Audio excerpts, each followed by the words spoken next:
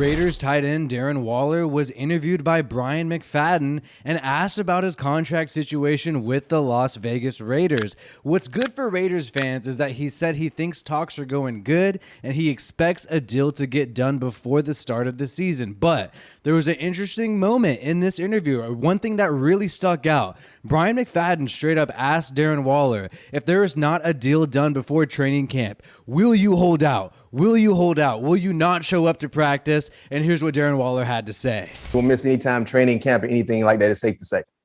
That's not in my plans. Gotcha.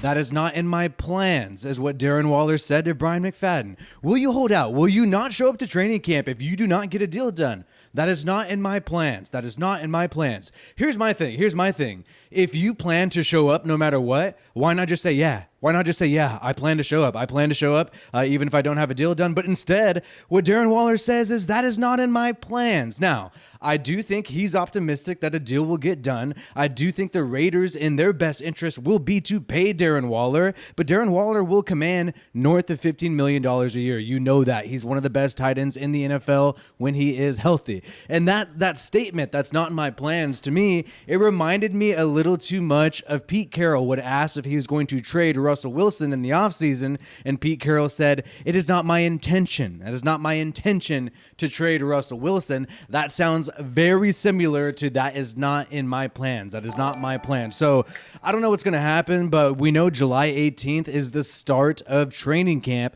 and then the veterans show up July 20th. So we'll find out July 20th for sure. Is Darren Waller all in? Is he going to be a Raider? Will there be a contract? Will there be a deal done by July 20th? That's what needs to happen because Darren Waller knows he's criminally underpaid. This guy is paid, what, $7 million a year? And Brian McFadden even brought this up. Go ahead and check out his channel. But he even said, oh, I know I'm not your agent or anything, but you got to pay this guy. You got to pay him north of $15 million a year. And think about it. David Njoku of the Browns was paid about $14 million a year this past offseason. He had a contract extension, and David Njoku is nowhere near as talented as Darren Waller. I'm sorry, Njoku, but you're no Darren Waller, okay? And I think a lot of GMs would agree with that. So at the end of the day, the Raiders have to pay him. We know that Derek Carr spoke favorably about Foster Moreau when Carr had his press conference, talking about him taking a team-friendly deal to get some other deals done for his friends. He talked about Hunter Renfrow. That deal has been done. Then he even mentioned Foster, and he did mention Darren Waller a little later.